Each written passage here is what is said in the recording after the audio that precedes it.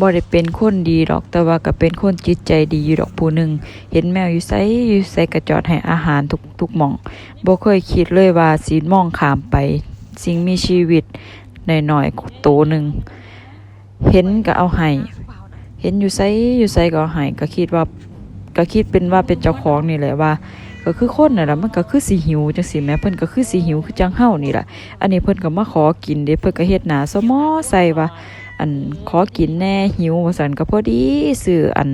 กับข้าวอาหารให้อีดำพอดีก็เลยได้เอาให้เลยแบ่งไว้ให้เพิ่น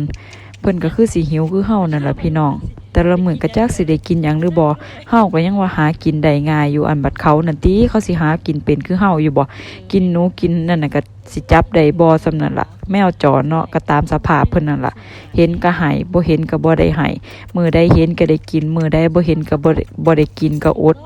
จังซี่แหมก็คือเห็นคือจังคนคือจังเฮานี่ล่ะเฮามีเฮาก็กินบ่มีเฮาก็ยังได้กินเด้แม่นบ่ล่ะเฮาเป็นคนแหมเฮาก็ยังหากินได้ง่ายแต่นี่เพิ่นหากินบ่ได้ก็ให้เพิ่นนั่นล่ะพี่น้อง